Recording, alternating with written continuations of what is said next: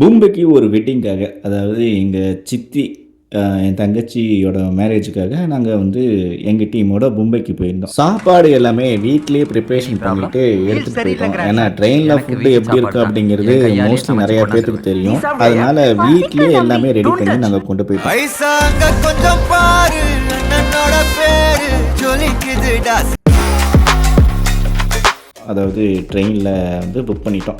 Up and down கிட்டத்தட்ட ஒரு 10,000 கிட்ட ஆகிப்போச்சு. ஏசி கம்பார்ட்மெண்ட்டு தான் புக் பண்ணியிருந்தேன். அதாவது முன்னாடியே போகிறப்பவே சில வார்னிங்லாம் வந்து தெரிஞ்சவங்க கொடுத்தாங்க. அதனால் வந்து ஏசி கம்பார்ட்மெண்ட் 3 டயர்ஸில் புக் பண்ணிட்டோம். அதாவது பெட்ஷீட் தாதான்னு சொல்லிவிட்டு எல்லாமே கொடுத்துட்டானுங்க. ஏசியும் காட்டி வந்து பர்ஃபெக்டாக எல்லாமே பண்ணான்னு வச்சுக்கோங்களேன். நல்லா நீட் அண்ட் க்ளீனாக, அதாவது அப்பப்போ வந்து சுத்தம் பண்ணானுங்க.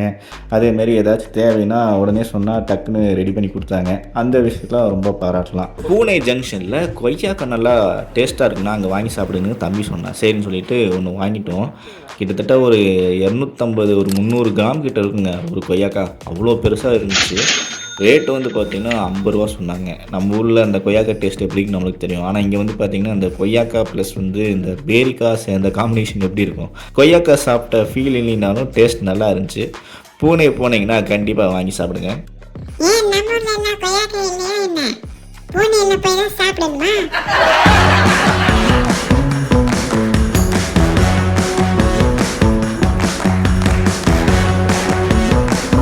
மும்பைக்கு வந்தாச்சு. ஒரு மாஸ் என்ட்ரியோட மும்பையில் இறங்கியாச்சு.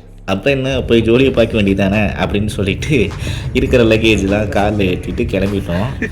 போகும்போது மும்பை வந்து அப்படி இருக்கும் இப்படி இருக்குன்னு நினச்சிட்டு உள்ளே போகும்போது அதை இதுன்னு வீடியோ எடுத்துகிட்டு இருந்தோம். போயிட்டு அதுக்கப்புறம் டிராஃபிக்கு எங்கே பார்த்தாலும் டிராஃபிக். கிட்டத்தட்ட வீட்டுக்கு 12 கிலோமீட்டருக்கு கிட்டத்தட்ட 3/4 மணி நேரம் வந்து ட்ராவல் பண்ணி போனோம். நாங்கள் அந்தேரியில் பொண்ணோடு, அதாவது எங்கள் சித்தி வீட்டுக்கு நாங்கள் வந்திருக்கோம். ஆல்ரெடி உள்ளே போயிட்டு எல்லாமே பண்ணி முடிச்சிட்டோம். தலைவர் வச்சுருக்காரு எஸ்எஸ்கே.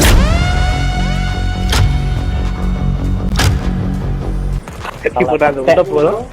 உள்ளே போகும்போது உங்களுக்கு எப்படி இருக்குன்னு காட்டுறாங்க. கூட அதை பார்த்துருப்பீங்க தெரியும். வாங்க காய்ஸ் உள்ளே போகலாம்.